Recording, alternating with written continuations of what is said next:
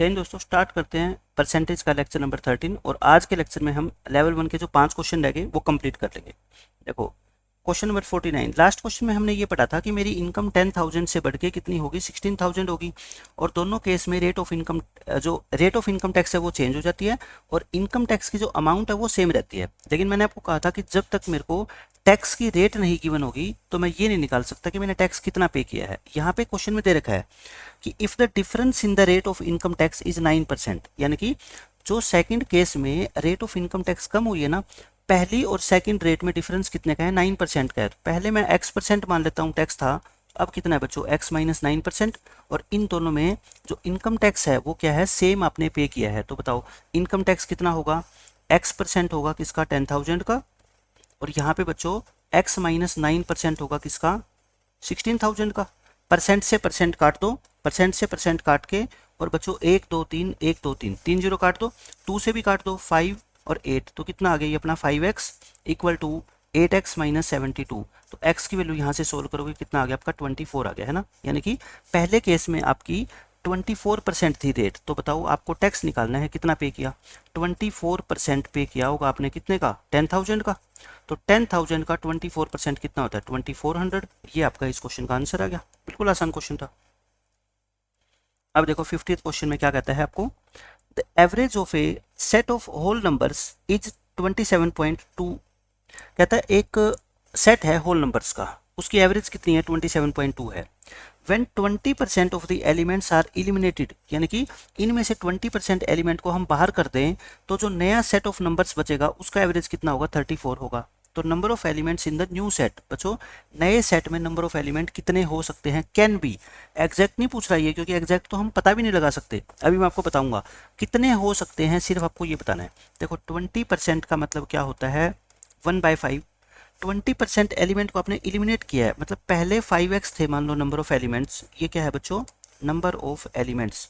पहले मान लो 5 थे तो अब कितने हो गए, 4 थे, मैंने x मान लिया, ठीक है। ये क्या है ओल्ड और ये क्या है न्यू। नए केस में नंबर ऑफ एलिमेंट कितने रह गए आपके, 4x रह गए। तो अब आप मेरे को ये बताओ एवरेज पहले कितनी थी, एवरेज एवरेज थी 27.2 और अब एवरेज कितनी है बच्चों, 34 है।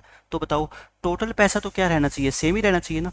टोटल पैसा तो सेम रहेगा। मान लो एक क्लास में 20 बच्चे हैं और उनके पास एवरेज 40 रुपीज़ है, मतलब कि टोटल पूरी क्लास के पास 800 रुपीज़ है। और उन 20 बच्चों में से आपने 5 बच्चों को बाहर कर दिया लेकिन उनको पैसे नहीं दिए वापस, तो जो नए 15 बच्चे बच गए उनका एवरेज तो क्या है, बढ़ जाएगा ना। लेकिन टोटल पैसे तो पूरी क्लास में 800 रहेंगे। तो टोटल निकालना, यहाँ से टोटल कितना आएगा, 27 जो होता है 135 है ना। 135 को 2 से 0.2 से और ऐड करोगे 5 को तो 136 हो जाएगा। और ये भी कितना होता है, 136x होता है। मतलब कि टोटल तो क्या है बच्चों, दोनों केस में सेम है और जो सेम होना भी चाहिए। The number of elements in the new set, अब सिर्फ ये पूछा है कि नए सेट में नंबर ऑफ एलिमेंट्स कितने होंगे बच्चों, 4x होंगे। 4x का मतलब क्या होता है, नंबर ऑफ एलिमेंट कैसे होते हैं, 10 हो सकते हैं, 40 हो सकते हैं, 100 हो सकते हैं, फ्रैक्शन में तो नहीं हो सकते। और x यहाँ पे क्या होगा, एक पॉजिटिव इंटीजर होगा, यानी कि जो भी नंबर होगा वो 4 का मल्टीपल होगा, है ना। जो भी नंबर होगा वो क्या होगा, मल्टीपल ऑफ 4। इन ऑप्शंस में एक ही ऑप्शन ऐसा है जो 4 का मल्टीपल हो। अब एक बच्चा ये भी सोचेगा कि अगर सर 2 हो 4 के मल्टीपल तो दोनों हो सकते हैं, क्योंकि यहाँ पे हम ये तो पता लगा ही नहीं सकते कि नंबर ऑफ एलिमेंट कितने हैं। बस हम ये बता सकते हैं जो भी नंबर ऑफ एलिमेंट होंगे ना नए सेट में वो 4 का मल्टीपल होगा। और पुराने सेट में पूछ ले तो वो किसका मल्टीपल होगा, 5 का मल्टीपल होगा। अगर इसी क्वेश्चन में न्यू सेट की जगह ओल्ड में पूछ लेता तो आंसर कितना होता अपना, 35 हो जाता बस। अब ये देखो इस क्वेश्चन में बिल्कुल आसान क्वेश्चन है। एक क्लास में नंबर ऑफ बॉयज जो है ना वो मोर देन है नंबर ऑफ गर्ल्स से by 12% of the total strength. बच्चों कहता है पूरे स्कूल में जितनी भी स्ट्रेंथ है उसमें नंबर ऑफ बॉयज गर्ल्स से तो ज़्यादा तो है, लेकिन कितने, टोटल स्ट्रेंथ का 12%। आप ये मान लो पूरे स्कूल के अंदर टोटल स्ट्रेंथ या टोटल नंबर ऑफ स्टूडेंट्स कितने हैं, 100 है ना। मैंने ऐसे क्वेश्चन आपको करवाए हुए ना परसेंटेज में। 100 रुपये एक मदर अपने 2 बच्चों में बांटना चाहती है, लेकिन एक को कहती है कि मैं तेरे को टोटल 100 रुपीज़ का 12% यानी कि 12 रुपये ज़्यादा दूंगी, तो 12 रुपये वो अलग से निकाल देगी, है ना। दोनों बच्चों को इक्वल बांट देगी 88 में। अब इसको मान लो 12 फालतू देने थे, इसको 12 दे देगी और इसको इतने दे देगी, इसको इतने दे देगी, बस खत्म। ये सेम चीज़ वो है। टोटल स्ट्रेंथ को आपने कितना मान लिया, 100 मान लिया, तो बताओ लड़के जो है ना वो 12% ज़्यादा है, तो पहले आप 100 में से 12 क्या कर लो, माइनस कर लो 88। इसमें बॉयज़ और गर्ल्स दोनों क्या कर दो, इक्वल इक्वल बांट दो 88 को। अब बॉयज़ ज़्यादा है कितने, 12, तो ये होंगे 56, ये होगी 44, 4 पे काट दो, 14:11। आपसे पूछा क्या है, ratio of boys to girls, पहले बॉयज़ है फिर गर्ल्स है, तो आंसर कितना आएगा आपका 14:11 आएगा। ठीक है, आसान सा क्वेश्चन है ये, देखो बिल्कुल ही आसान क्वेश्चन है इसमें। तो ये बोलता है आपसे बच्चों, एक विलेज की पॉपुलेशन आज की डेट में 5000 है और ये हर साल 2% बढ़ जाती है, तो बताओ 2 साल के बाद कितनी हो जाएगी। 2% का मतलब क्या होता है, 2/100 यानी कि 1/50। कहने का मतलब आज अगर 50 है तो 1 साल बाद कितनी होगी, 51। 2 साल की बात कर रहा है तो 2 बार मल्टीप्लाई कर दो, ये होता है 2500 और ये होता है 2601 होता है। अब आप मेरे को ये बताओ, प्रेजेंट पॉपुलेशन तो 5000 है, मतलब कि 2 से क्या कर दो, मल्टीप्लाई। इसको 2 से मल्टीप्लाई करोगे तो इसको भी क्या करना पड़ेगा, 2 से मल्टीप्लाई, तो ये कितनी होगी 5202 हो जाएगी 2 साल के बाद पॉपुलेशन। ये क्वेश्चन देखो बिल्कुल आसान क्वेश्चन है। पहले मैं इसको आपको कॉन्सेप्ट बताता हूँ। मान लो आपने एक होलसेलर को या एक फैक्ट्री को ऑर्डर किया कि मेरे लिए 100 टॉयज बना दो। आपने एक फैक्ट्री को ऑर्डर किया कि मेरे लिए कितने टॉयज बना दो, 100। फैक्ट्री कहते हैं कि हम डेली टॉय जो है ना, डेली हम कितने टॉय बना सकते हैं, 25 टॉय बना सकते हैं। डेली उनकी कैपेसिटी है कि वो सिर्फ 25 टॉयज ही बना सकती है। तो आपने कहा कि ठीक है कोई बात नहीं, आप बना दो।